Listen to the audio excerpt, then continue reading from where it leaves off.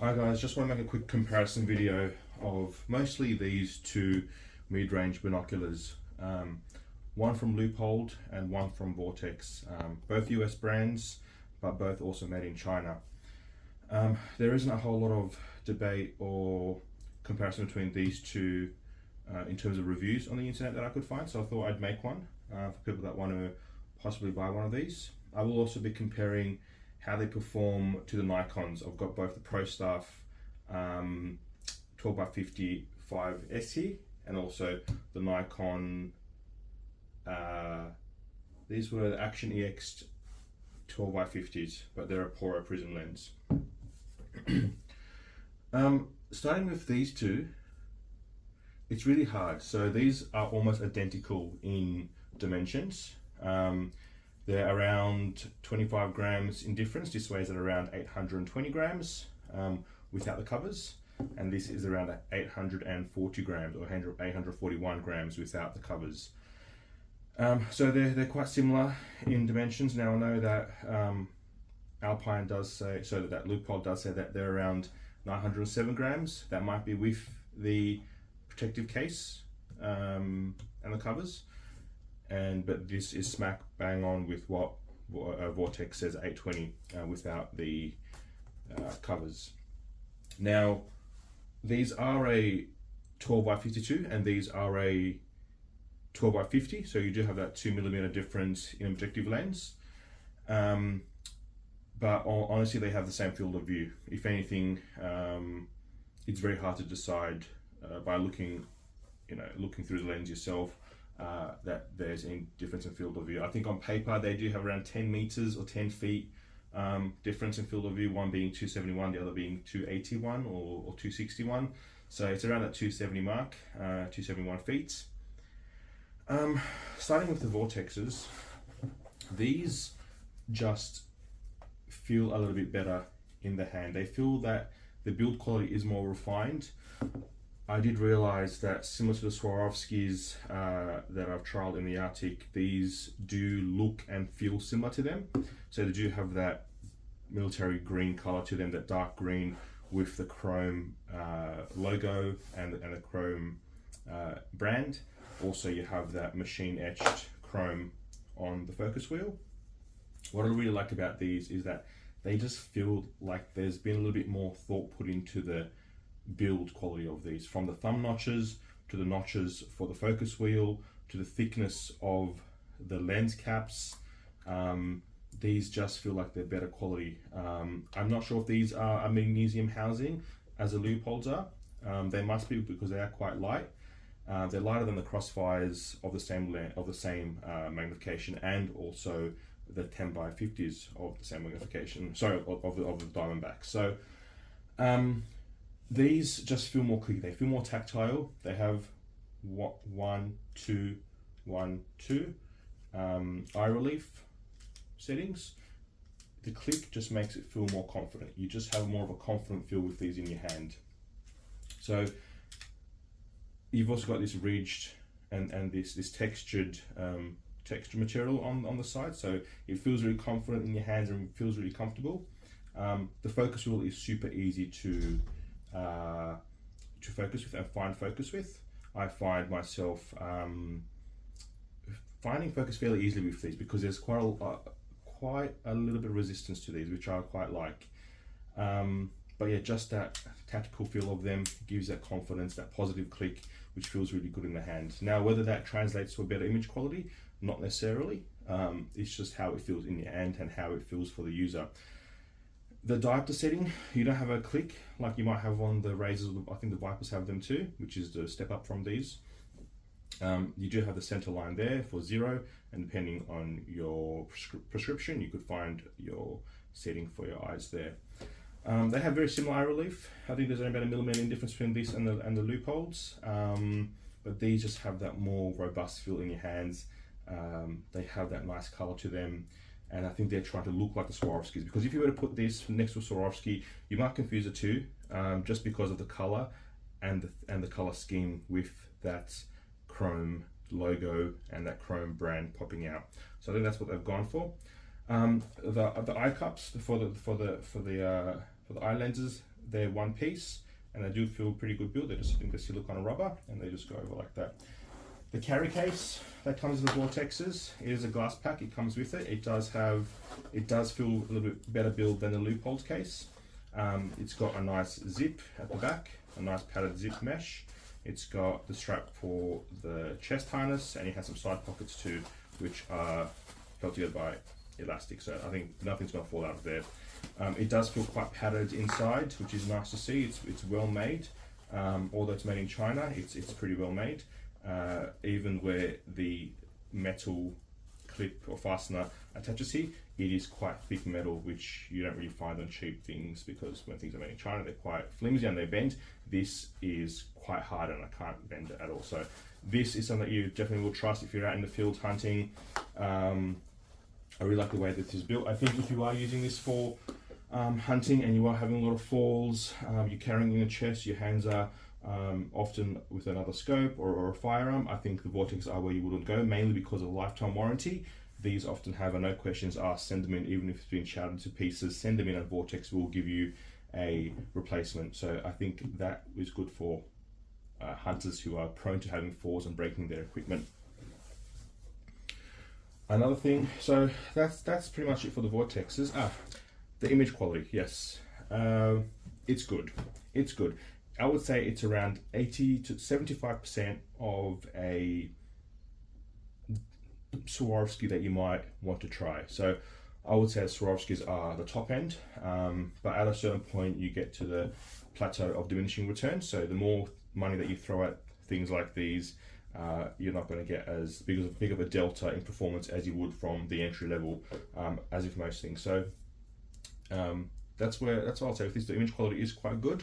There's very slight chromatic aberration all around from the center to peripherals. I do find a little bit of blurring towards the edges that I didn't find on Leupolds. The Vortex Diamondback HDs have around 75% of the image quality of a Swarovski, and that's a very subjective thing to say.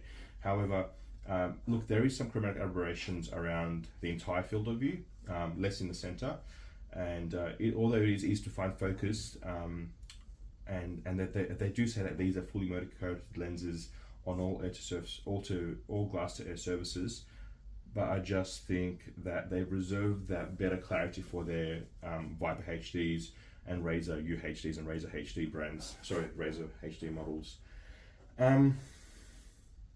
So yeah, I'm happy with these. In Australia, they go for around $450, which is around $280 to $300 US.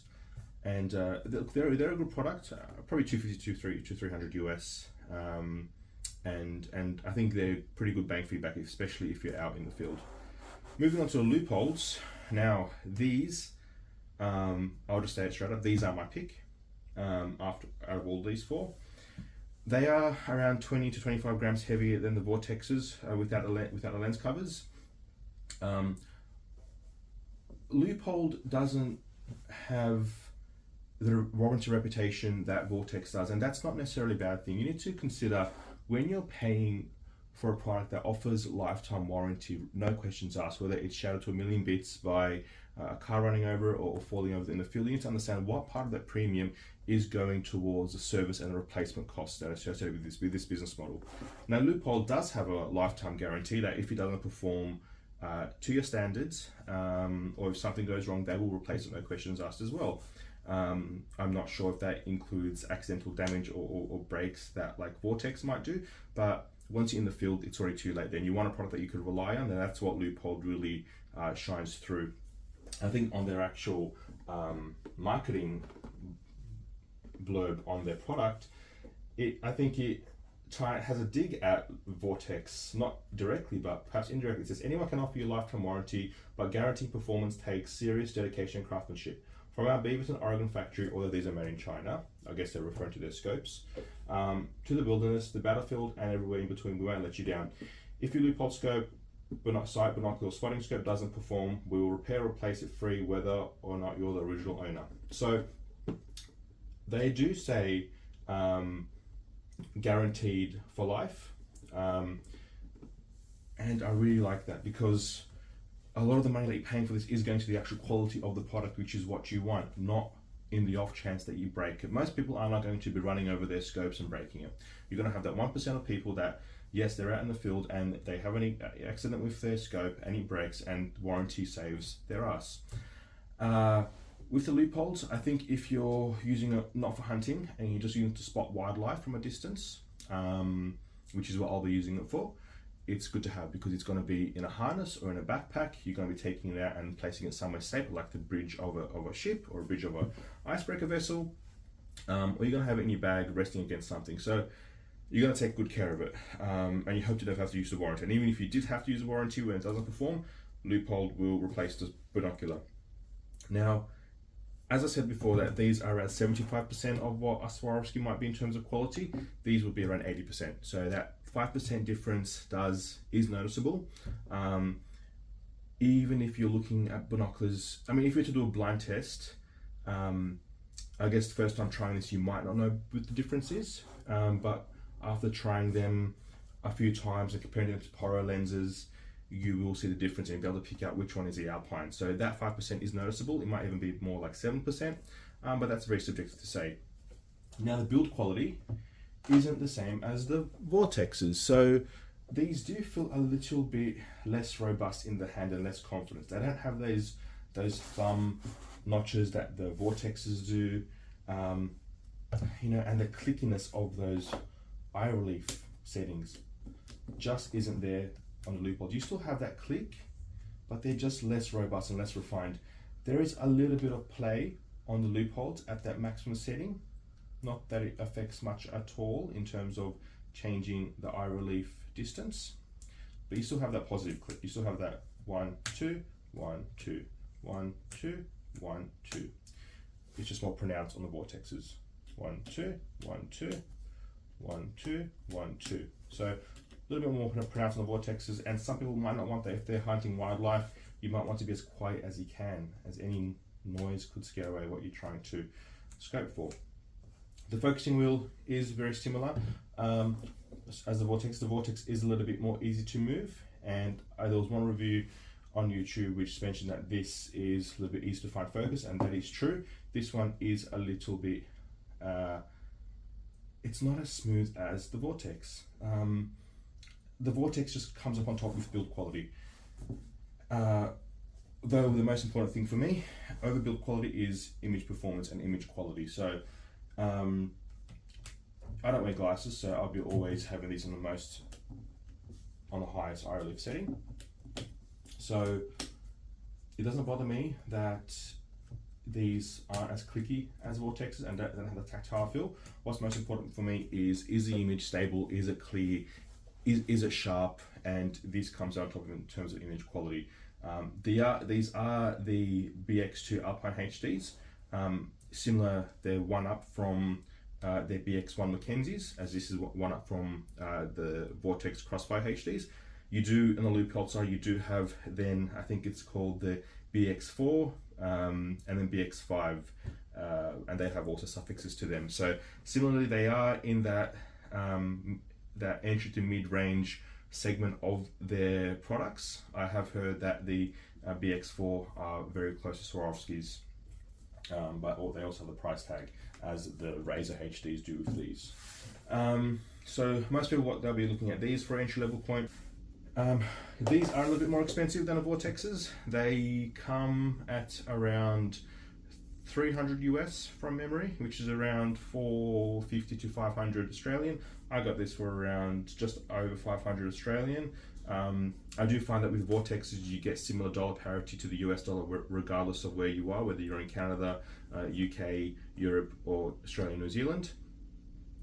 Whatever the US price is, you will find Australian equivalency. Whereas the Leupolds, I find with a lot of the Leupold products, it is quite, I think there's only one distributor in Australia and New Zealand. You do pay a markup when it comes to the currency exchange. So if these are 290 or 300 US, instead of paying 450 US, you might pay a smidge over 500. So Vortex does have a better, I guess, price range. These are around $100 cheaper Australian than the Alpines. Actually, I think I bought these for $450 Australian, and these were around $520 Australian. So around, what's that, $70 in difference, which is around $40 US. So yeah, these are a little bit more expensive, but I also picked these over because of their image quality. You've got similar interpupillary distance between both of them. I think they both range from high 50s to low 70s, which is plenty for most people. They don't have Leupold brand anywhere other than their logo here and on the tripod lens. They both do have the universal tripod lens, tripod cover. Look, I think I could be going with these. They are both made in China. But this just has a better image quality, which is what you want. If I was in the field hunting, falling over a lot over logs, with this in my chest harness or around my neck, and I was prone to smashing it, I will go for the Vortex and know that they will be sending me a brand new one, no questions asked, and it is cheaper. It just feels more tactile, which is more what you might want. However, if you're scoping wildlife, if that's your main prerogative, like it is mine, it would be to go for the Leupolds. You just be a little bit more careful with them. Not that they're not very well built. People actually say they fog up less than the Vortexes. The Vortex have an argon purging interior, so it doesn't fog. But I've heard people that they've experienced both the Leupold and the Vortex, and Leupold does fog up a lot less. They've got a proprietary blend of purging gas. I'm not sure whether that's a mix of nitrogen and argon. I'm not sure, but I think they do rate +40 to -40 temperature use, so these aren't going to fog up on you, and I've heard people say that these have never fogged up on them. But I would definitely spend the extra 40 US, 70 Australian dollars to get a better image quality. Even though this just feels better in the hand, it's easy to focus with, you find focus faster, the focus wheel is more homogeneous across the entire focus range. It's more clicky, whereas this one, it's not as clicky, doesn't look as flashy, it doesn't have that nice chrome and green color to it. The focus wheel, although it is smooth, it doesn't have the homogeneous feel. There are times where I get through midway and there's a little bit more resistance as there is towards the end and towards the beginning. So it's not a smooth all-round tension across the entire focus range as this one is. The diopter setting on this as well, it's a little bit harder to, a little bit more effort goes into turning it. Whereas on the Vortexes, it's quite smooth. You know, you don't need to put a lot of effort into turning that diopter setting, which might be a good thing for some people if they don't want to accidentally lose their setting. You do on both have a neutral zero prescription marker there, so you can just set up that, which is not something you need to worry about too much once you get the right setting for your eyes. So this is a little bit easier to maneuver, and this one just, you got to put a little bit more effort and deliberation into making sure you're getting it right, which is you shouldn't have to do all the time anyway. So yeah, look, I think these are good. Moving on to the Leupold carry case or the chest harness, it's not as robust build quality as the Vortexes again. This is a little bit thinner, a little bit lighter. It doesn't have the zip on the back as the Vortex does, a padded zip pouch. It does have these little straps for adding auxiliary items to the side. It's got a little pouch which is elastic again on the side, and it's got a net pouch here with no zip. The way it connects is that it does have this plastic nub instead of metal with a underside clip on, which I find a little bit awkward. I find that this just makes more sense. You know, you pull it down, it's out. It just makes it's more user friendly. Whereas this one, you kind of have to pull it up in a way and pull it back down. It's got this awkward, I guess, this drawstring, which I find unnecessary. They've overcooked it here. That doesn't need to be that much, but I'm sure there's a reason for it. If you're out in the field and you have dirty hands, it does weigh a lot less than the Vortexes. Yeah, a little bit. The clips aren't as strong build quality as the Vortexes. With the stress, these are full buckle straps for the top and the bottom. They're quite robust and strong, whereas these are quite thin and dainty. And this is where the next strap goes. So yeah, build quality. Look, the build quality, Vortexes do come out on top. They are cheaper. They just feel more robust. They're more clicky. They're more tactile. You got more of a homogeneous tension across that focus range. Things are just built better. You got the side texture grips, the thumb nubs, whereas Alpines, great image quality.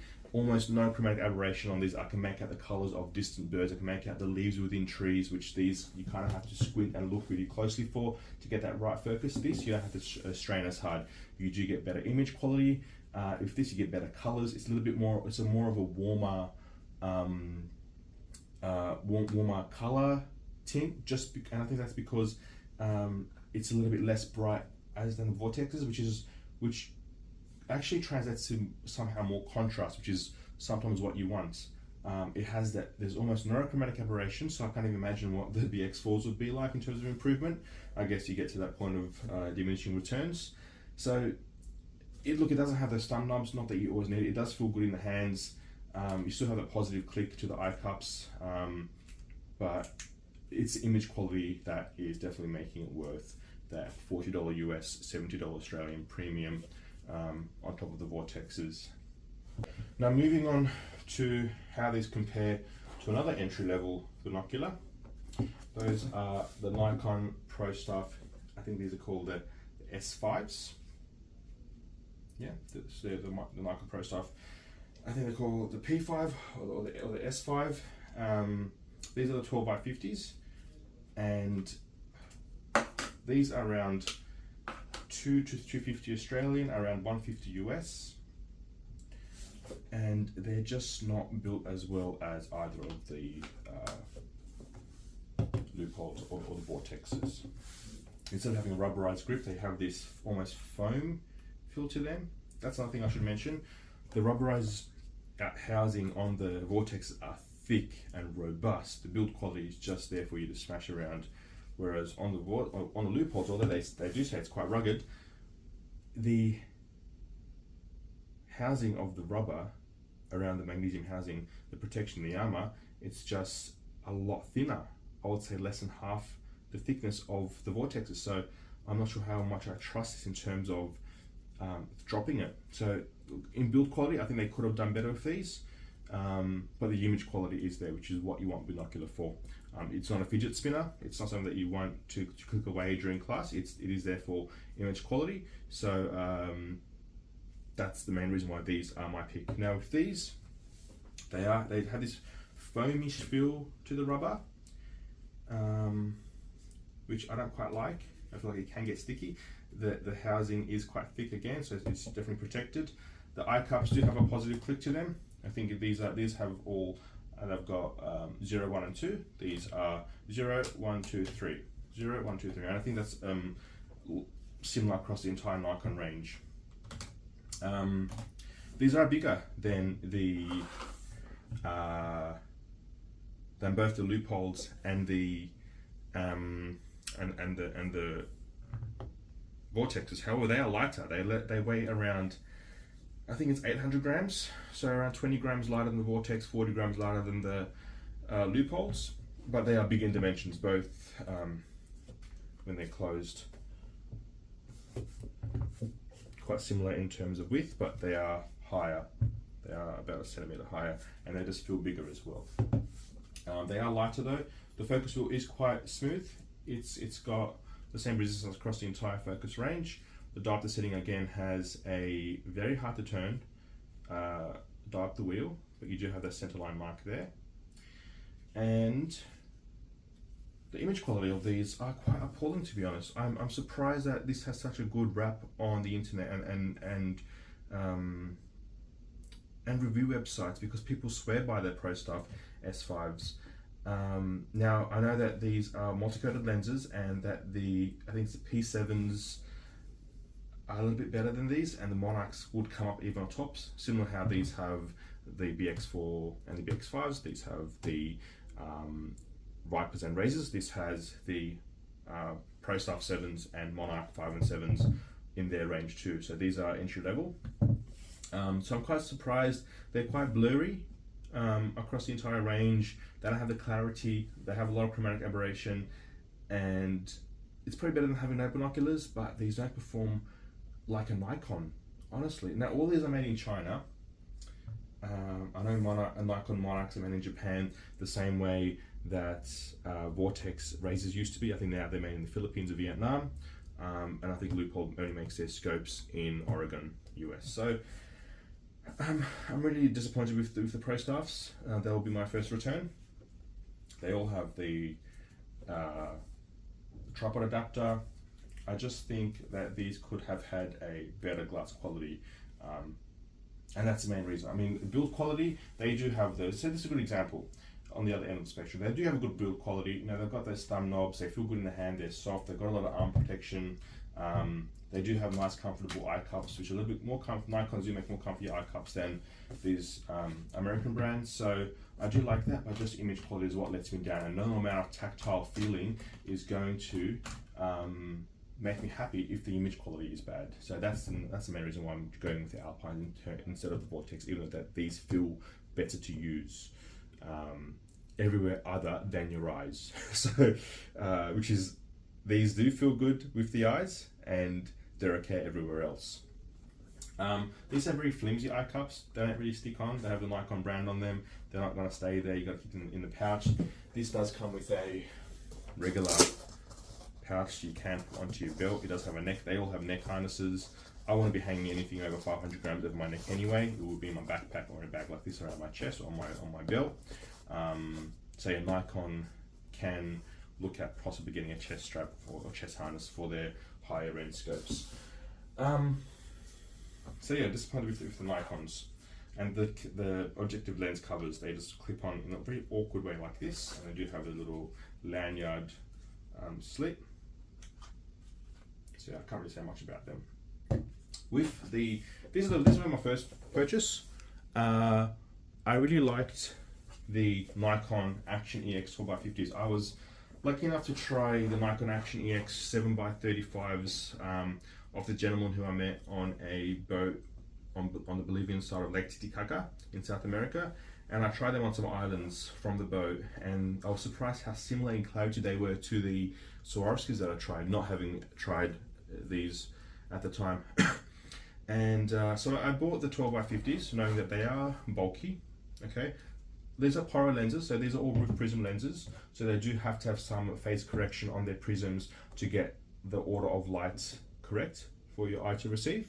Whereas on a traditional Poro lens setup, it's a lot older, so a lot older technology.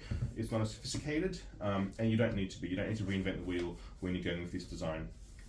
Similar to the Prostaffs, you have these awkward eye cups that pop off, which I probably will keep off if it's in a bag, and they have this nice Nikon lens cover that's quite flexible. It's made of plastic, not as silicone and flexible as the Leupolds and the Vortexes, but this is a little bit more plastic, a little bit harder to put on, but it's protecting your eye cups there.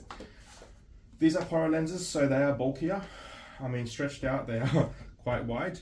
Even when in the smallest position that you could possibly have them in, they are still wider and higher and bigger than any of these binoculars, being Poro lenses. That's no surprise. The image quality of this, it is surprisingly good. I think the 7x35s and the 12x50s of the ActionEX range are the only ones with aspherical lenses, which means that you get less chromatic aberration and less distortion in your picture, so you have a heightened image quality compared to the other ActionEXs.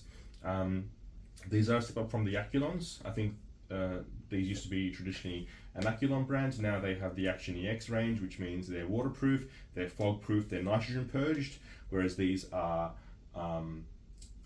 argon purged, proprietary gas purged. We're not sure what gas they use, and these are also nitrogen purged. So these are also meant to be fog proof. These feel the best in the hand. So holding these and putting them against your nose, whereas holding these just feel traditionally good in your hand and on your face and everywhere else. So they have pretty similar interpupillary distance from the others. These also, with the other Nikons, they do have that 3-step eye relief. So you've got 1, 2, 3, 4. So you have that nice click, that positive click, and almost no play in any of the settings. But I don't think you need to have, and it's no harm in having more than 2 or 3 settings, but it just means that you can push them down a little bit easier.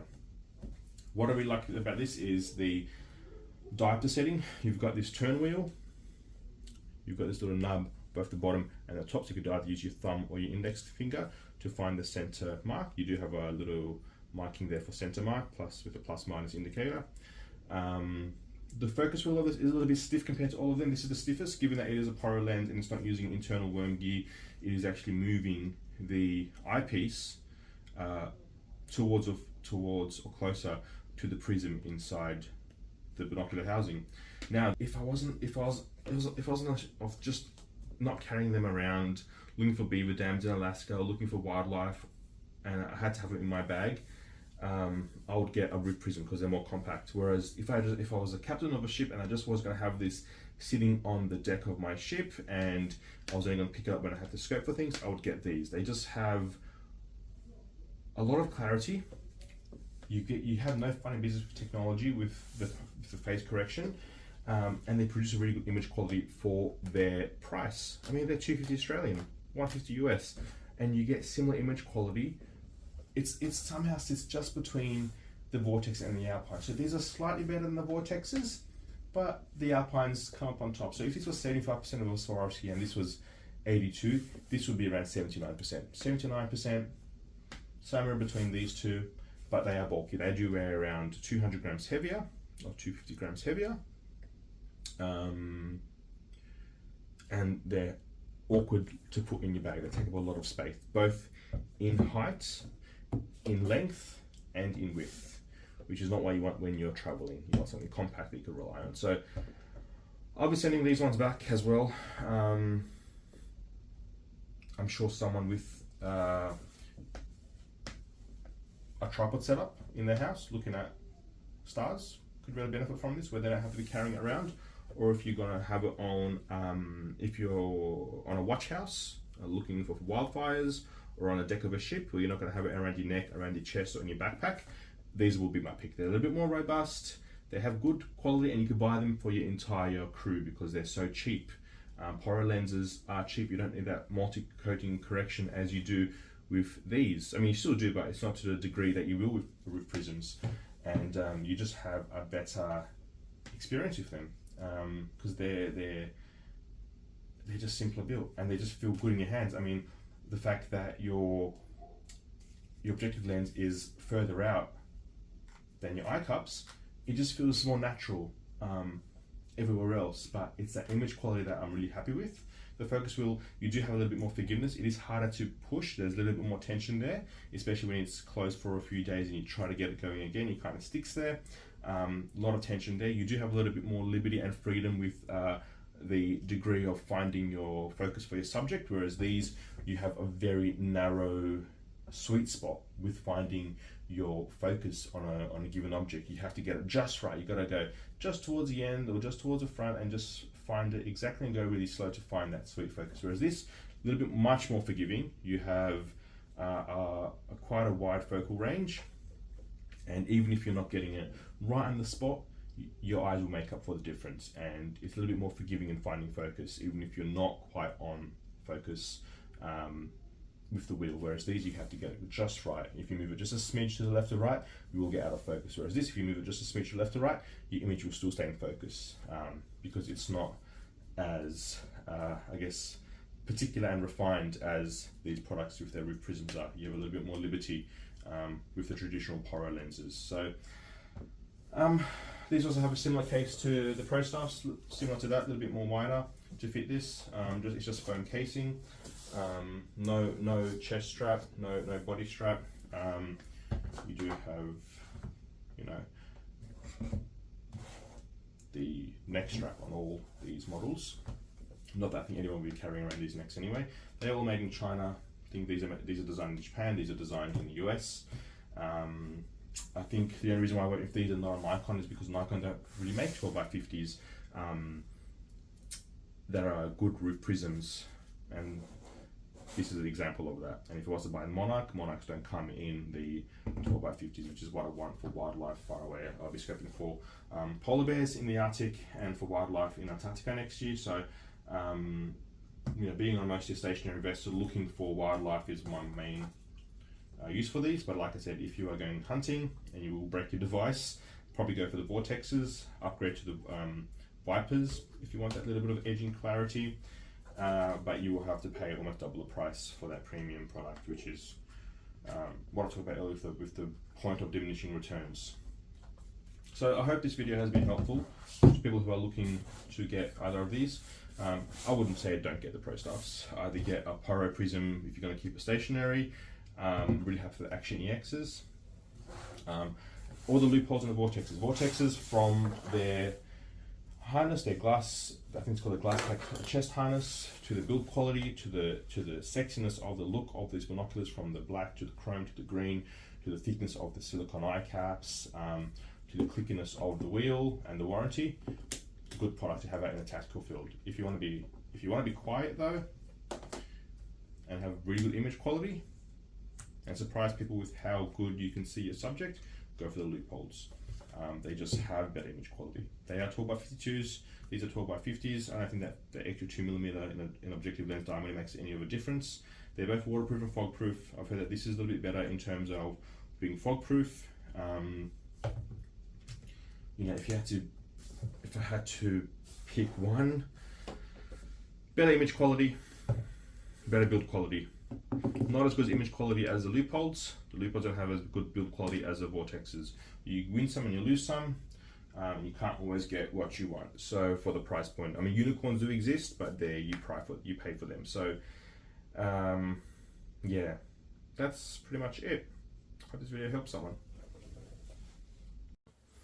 Now, one last thing about the Nikon ActionEXs is that you do have that more 3D image, as you would with most Pyro Prism binoculars compared to roof prism binoculars. They do have that similar low light capability as both the Alpine and the Diamondback HDs do, but they're just a little bit more bulky. So you do have that better perception of depth with the Pyro style binoculars. So these will be my overall pick for price and quality. They are around half the price of the Alpines, about $200 Australian less than or about $220 or $30 less than the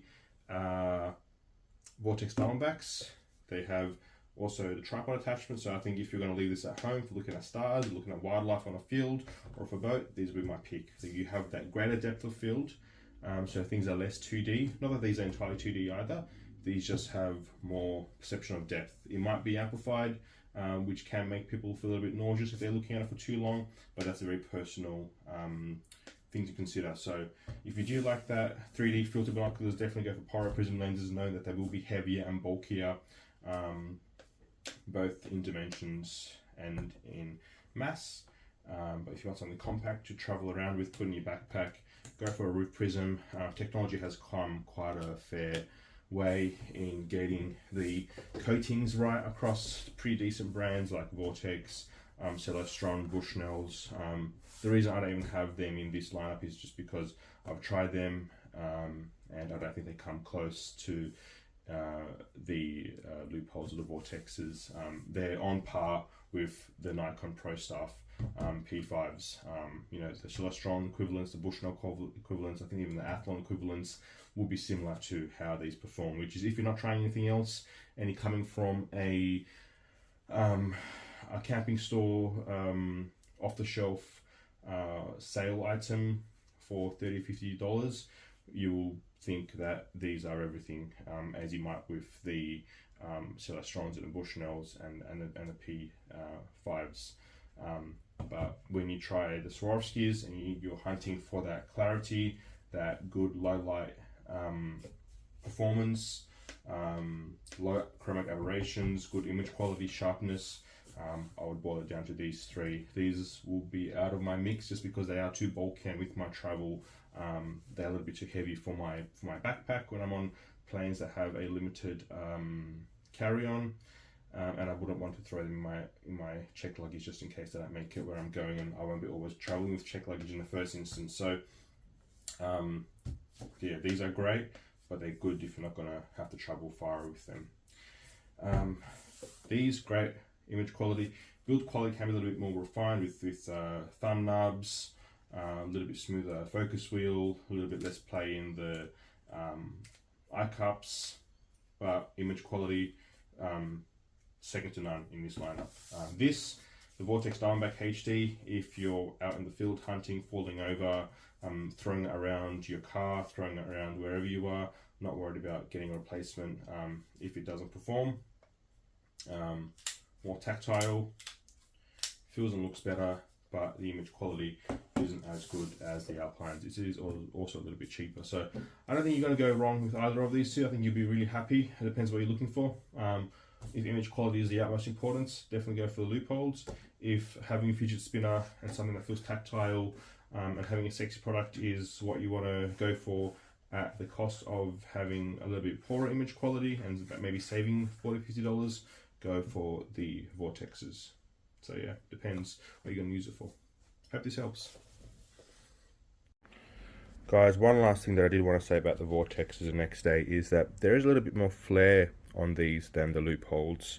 I've mentioned or heard someone else talk about a flare. It's that little bit of light or blurriness, or a bit of a how to describe, a bit of a glare that comes through. It's more pronounced at night time, but it's also in the daytime too. You have a little bit of glare coming through where you don't have it as much on the Leupold, so you definitely don't have it on the Poro prisms with the Nikon ActionEX 12x50s.